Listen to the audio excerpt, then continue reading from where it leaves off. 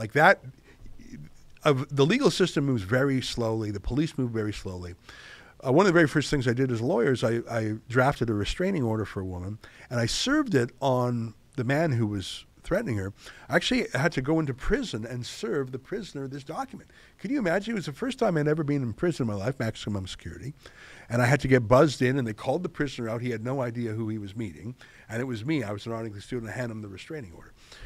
So I learned a little bit about restraining orders, and although they're very flawed in that it's just a piece of paper, they actually are a signal to police that this is something that a judge has already looked at. This is extremely risky and dangerous. So if this woman ever calls again, immediately go and help her. Don't ask a bunch of preliminary questions. This is dangerous. That's my experience with restraining orders. That was 20 years ago now. But even 20 years ago, I would imagine they're even more attentive to them now. I say all this because if a young woman is truly under threat, and especially if that young woman is talking about it in the media all the time, you better believe police are attentive to it. They were even 20 years ago when I was doing that law. So if the police didn't charge anyone, is it because they hate Rachel Gilmore? Are they far right? Or is it because she's a liar, a fabulist, a story maker-upper? How long is that video clip there? Let's play that clip you got right there. We're just going to set it up here. I actually, like she talked about this on, and I froze frame what she was talking about. You're not even going to believe what she called a death threat. And maybe, just maybe, you'll understand why the police didn't do anything, because she made the whole thing up. But as you saw in that last tweet, she's very proud of herself, and she won an award named after someone who was actually murdered. Listen to this. Take a look. Stalked, and I don't feel safe leaving my house anymore. Being stalked. Well, that's pretty serious. That would be scary. But what was the evidence she put on her page then? Well, another anonymous email. I'll read it to you, or the part she's not blocking. She says, just so you know, we've had people posing as stringers infiltrating you guys across the country for years, long before COVID came along. Did you ever wonder how home addresses and hangouts of people leak out, including ones of health officials who were nobodies before 2020? And it goes on like that. A stringer, by the way, is someone who works occasionally for a media company, sort of on a freelance basis. So some stranger is writing an email to Rachel Gilmore. She put it on the screen, and she says that this email writer, who's, I don't know, in some band of right-wingers or whatever, has actually been infiltrating global news, like with fake employees called stringers, for years now, going back to before the pandemic, so I guess like 2019, before I think Rachel Gilmore even worked there, maybe she was very new there, posing as journalists like some sort of Soviet sleeper cell in the West waiting to be activated. Do you really believe that?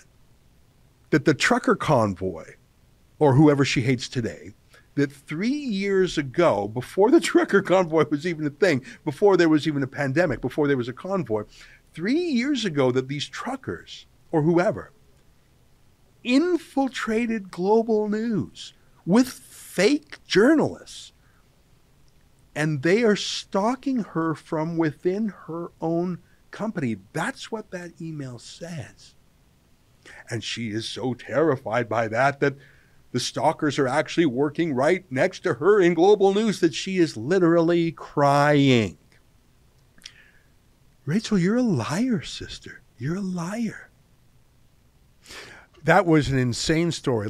So someone has been working as a journalist for 4 years, waiting for the moment to do something mean to Rachel Gilmore, and she's crying over that. But there's actually another clip, Olivia, if you can find it, where she refers to the marry, screw, kill. Actually, I'm going to swear now.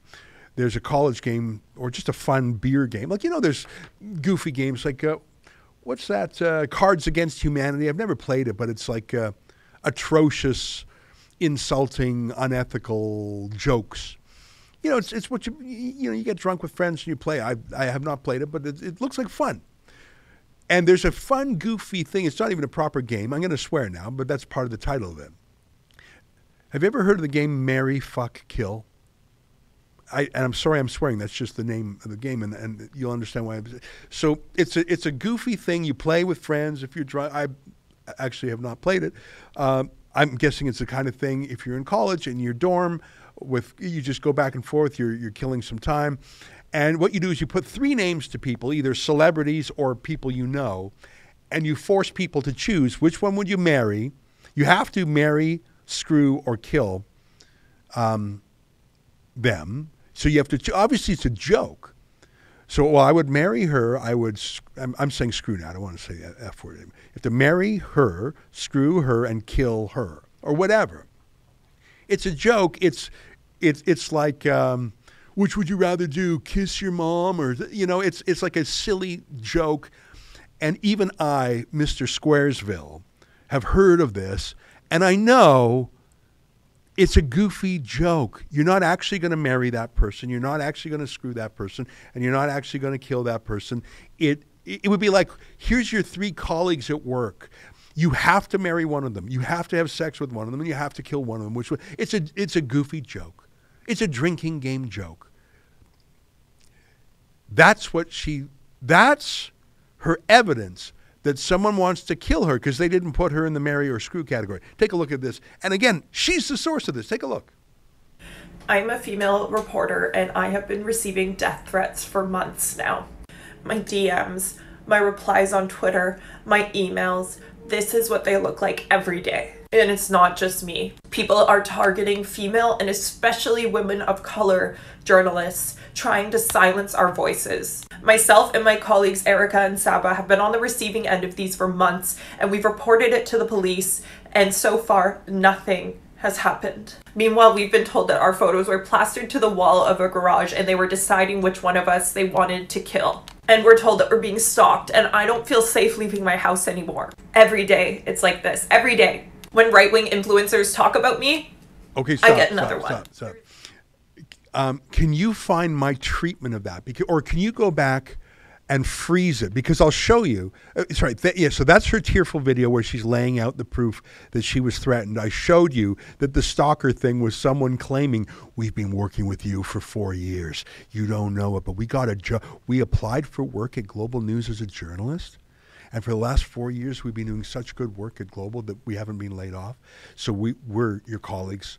And we're just waiting for the moment to, she believed that, or I don't think she believed that. I think she just thought, sorry, if you can, yeah. So, yeah, there you go. Thank you. That's exactly right. So when she was saying this, in the background, she had evidence of what made her scared. Scroll up a little bit. Give me a little bit because you see it's, yeah. Something, okay, a little bit more from the very top. There really was a wall of photos in the garage, and it was like those things you'd see in detective movies with the hierarchy. They used electrical tape to connect lines from the photos. Most of the ones on the top level looked to be non-racialized men, but they were a lower tier of C words. If you ask me, it's something thing, but then again, it was beside the gun something, just beat up gays. They paid a big squaw lady to shove white lady into a wall in Victoria, but something like, I'm sorry, I'm okay. So you can see I can't see all of it, but this is just some gossipy sort of crazy friend who's ranting, but here's the part. Sorry, I'm okay with, so yeah, I think it's beer talk, this Saba something F word, and all the horny something.